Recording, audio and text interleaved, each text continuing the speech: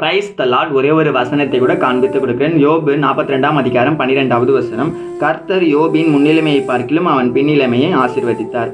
யோபுன்ற தேவ மனிதனுடைய வாழ்க்கையில பிசாசினால சோதிக்கப்பட்டு இருக்கிற எல்லா ஆசீர்வாதத்தையும் அவர் இழந்துட்டாருங்க. அவங்க மனைவி அவங்களை விட்டுட்டு போயிட்டாங்க, அவங்க பிள்ளைகள் எல்லாரும் இறந்து போயிட்டாங்க, அவங்க குடும்பத்தில் இருக்க எல்லாரும் அவங்களை அவமானப்படுத்துறாங்க, அவங்க சொத்து எல்லாத்தையும் அவர் இழந்துட்டாரு. நடுத்தருவில் அம்போன்னு இருக்கிற நிலைமையில எல்லாமே இழக்கப்பட்ட நிலைமையில கூட அவர் ஆண்டவர் மேல வச்ச பற்றுதலை விடல, விசுவாசத்தை விடல. எனக்கு ஆண்டவர் தான் முக்கியம்னு சொல்லி ஆண்டவரை தூஷிக்காம அவர் உண்மையா இருந்தால்தான் இந்த வசனம் முடியும் போது பார்த்தீங்கன்னா அவருடைய முன்னிலைமை காட்டிலும் அவர் பின்னிலைமை ஆசீர்வதிக்கப்பட்டிருக்காமா. இன்னைக்கு நம்ம வாழ்க்கையில கூட அநேகர் வந்து சொல்லுவாங்க, நீங்களாம் ஏன்பா சர்ச்சுக்கு போற, சர்ச்சுக்கு போறதை வேஸ்ட்டுப்பா, ஆண்டவரை தேடாதப்பா, பைபிள் படிக்காதப்பா, புரோஜனம் இல்லப்பா, கடவுளை தேடுறது புரோஜனம் இல்லை, நன்மையை பெற்றுக்கொள்ள மாட்டேன் அப்படின்னு சொல்லி இந்த உலகத்துல இருக்க ஜனங்க எல்லாம் கூட நம்மளை குற்றப்படலாம். ஏன் நம்ம வீட்டுல கூட அப்படி சொல்லலாம். ஆனா நீங்க ஏசப்பா மேல விசுவாசத்தோட இருக்கீங்களா?